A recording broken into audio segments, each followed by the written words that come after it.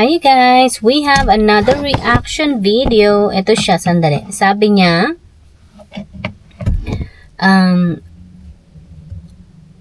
ito.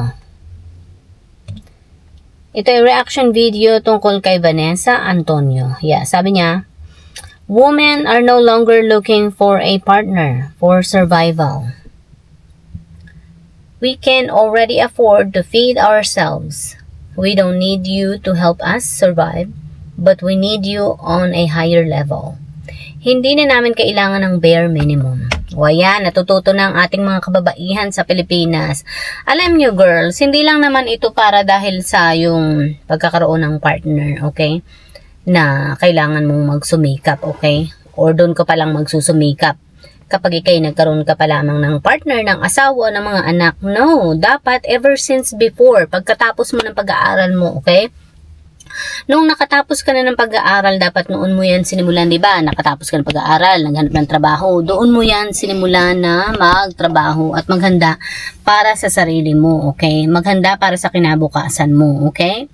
Hindi yung, tsaka mo palang iisipin na, ngayon pa lang ako dapat magkakaroon ng sarili kong pera, ngayon na may asawa na ako at ngayon na may mga anak na ako. No. Dapat noon pa lamang yan, okay? Hindi ka muna dapat nag-asawa at bumuo ng pamilya ng mga panahon na halimbawa ay nag-aaral ka pa lamang, tapos hindi ka na nag-aaral. Sabi ko sa inyo, mas mahihirapan kayo ng gano'n na inuna nyo yung pag-aasawa kaysa sa pagtupad ng mga pangarap nyo sa buhay, okay? Mas maganda is nagtapos kayo ng pag-aaral, right? 'Di ba pinag-aaral kayo, tapos nga kayo, tapos nagtrabaho kayo, na-experience niyo yung buhay muna. Yung in-experience niyo muna yung mundo ng pagiging yung living alone. Namuhay muna kayo ng inyo, okay? Na-experience ang buhay trabaho, kung ano kayo sa trabaho ninyo. Kung kaya niyo ba ang buhay may trabaho, okay? Kung kaya niyo ang buhay may trabaho, nakakaya nyo yan everyday life, ibig sabihin, makakaya nyo rin ang buhay ninyo sa buhay may asawa at pagkakaroon ng mga anak. Pero, kung hindi nyo, ito ang clue.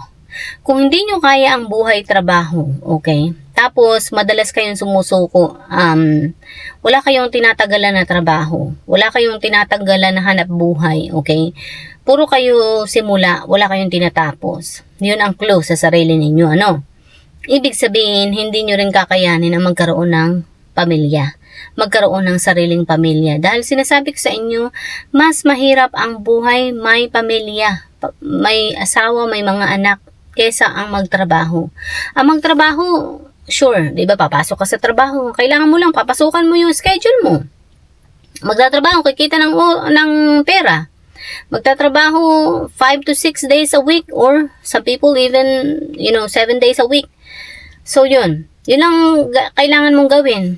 Pakikisamahan yung mga katrabaho mo. Pwede mo nga wag pakisamahan. Kung ayaw mo silang pakisamahan, di wag, pumasok ka lang sa trabaho mo, magtrabaho ka lang, huwag mo silang pansinin, ganun lang.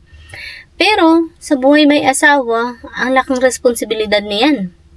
Okay? Sa pagkakaroon ng asawa, sa pagkakaroon ng mga anak, lalo na kung ang makuha mo pang lalaki or babae, hindi kayo magkasundo. For instance, makukuha mong asawa ay tamad, mabesyo, walang trabaho, ayaw ding magtrabaho, pasukan lang ng isang buwan, pagkakuha ng sahod, wala na, ayaw nang bumalik. Ayoko na magtrabaho kasi ang hirap pala ng trabaho ko, ang hirap pala ng buhay may trabaho, ayoko na, mag-stay na ako sa bahay. Di lalo ka mahirapan yan, diba? Tapos makuha mo pa ang dumi-dumi sa bahay. Diyos ko po, tapos ikaw malinis ka sa bahay. Tapos ikaw ay marunong ka sa pera. Tapos yung nakuha mo hindi marunong sa pera. Ang alam lang ay tatanggap. Hindi naman marunong mawak. Yun. So mahirap yung kasama. Sabi ko sa inyo, pag yun hindi nyo na figure it out sa buhay ninyo, kung anong gagawin ninyo sa buhay na ganun, lalo kayong mahihirapan pag pumasok kayo sa mundo ng pag-aasawa. Kaya nga sabi ko sa inyo, unahin mo muna yung sarili mo. Unahin mo muna yung mga pangarap mo. Unahin mo muna yung mga gusto mo sa buhay. Sabi ko nga, magtrabaho ka muna. Experience mo muna yung mundo ng pagtatrabaho. Doon mo malalaman kung kaya mo ang buhay. Okay? Sabi ko nga, pag nagtrabaho ka, tapos wala kang tinatagalang trabaho, panay ang suko mo sa pagtatrabaho dahil sa katwiran mo hindi mo kaya, ay talagang hindi ka magkakaigi noon pag ikay nag-asawa, sabi ko sa iyo. Dahil pag nag-asawa ka, doon mo palang madidiscover na ayun palang napangasawa mo, mahirap din ang buhay, mahirap din palang pakasamahan, mahirap din palang intindihin ang ugali, tapos ay ang daming bisyo. So, hindi mo rin matake. So, anong gagawin mo? Mahirapan ka, di ba? So, yun. Tapos, ay wala ng trabaho, o kaya naman ay tinira ka pa sa mga magulang, lalo ka nahirapan. Mahirap ka na nga, mahirap pa rin yung buhay na pinasok mo. So, double, triple yung torture ang pagdaraanan mo sa buhay. Kaya nga sabi ko sa inyo, mas madali pang magtrabaho kasi magtrabaho ka, kikita ka ng pera. Mag-aasawa ka, magkakaroon ng mga anak, konsumisyon ng iyong abutin, di ba? Lalo na sabi ko nga, kung makukuha mong partner or asawa ay maling tao. So yun, mangungonsumi ka lamang. Tapos, ang pagkakaroon pa ng mga anak, mahal yan. Siyempre, kakain. Tapos pag maliliit pa sila, may mga pangailangan din yan, vitamins, diaper, gatas. Ang mamahal ng mga yun sabihin ko sa'yo. Tapos mag-aaral pa yan. Pag nag-aaral na yan ng kahit nga elementary, high school, kailangan mo ng pamasahe, kailangan mo ng baon nila. Pag nag-college pa yan, kung pag-aaralin mo ng college, ang mahal-mahal mag-aaral ng college, Diyos ko. Ang mahal ang tuition, Diyos ko. Sobrang mahal ang tuition. Sandali, may nadaan, padaanin ko muna siya. Sobrang mahal ang tuition. So, isipin mo yun, kailangan mong mag-isip ahead of time, okay? Isipin mo yan bago ka pumasok sa pag-aasawa. Tanungin mo muna ang sarili mo. Kaya ko ba ang sarili ko? Kaya ko bang buhayin ang sarili ko? Napapakain ko ba yung sarili ko? Naiibigay ko ba sa sarili ko yung mga pangangailangan ko? Kagaya ng pagkain. Hindi ba ako lumiliban sa pagkain? Yung mga pangangailangan ko ba sa sarili, hindi ko ba yan naiiliban sa sarili ko? Hindi ko ba yan, naibigay ko ba yan sa sarili ko? Nakakakain ba ako sa mga lugar na gusto kong kainan? Napupuntahan ko ba yung mga lugar na gusto kong puntahan? Alam mo yun, may mga pangarap pa ba ako sa buhay? Marami ba akong pangarap sa buhay? Ano ba yung mga pangarap ko sa buhay? For instance, gusto mong magbakasyon. Gusto ko makapunta sa ganitong lugar, 'di ba? Paano ko makapunta niyan sa ibang lugar kung may anak na? Kaya naman, kung may pera ka, isama mo yung anak mo doon sa bakasyon mo. Pero sabi ko nga, kung anong idadagdag mo sa buhay, ay magta-times yan, okay? Magdagdag ka ng isang anak, dagdag ka ng asawa, times 2 agad yan, okay? Isang anak, 1 plus 1. Asawa mo, plus 2. Plus ikaw, 3. Magbabakasyon kayong 3. Sige, magbakasyon kayong 3. Cost din yan, pera din yan, sabi ko sa inyo. Kaya nga sabi ko sa iyo, yung sarili mo munang pangarap ang unahin mo. Sarili mo munang buhay ang i-figure it out mo bago ka pumasok sa pag-aasawa. Bago ka pumasok sa mundo ng pag-aasawa.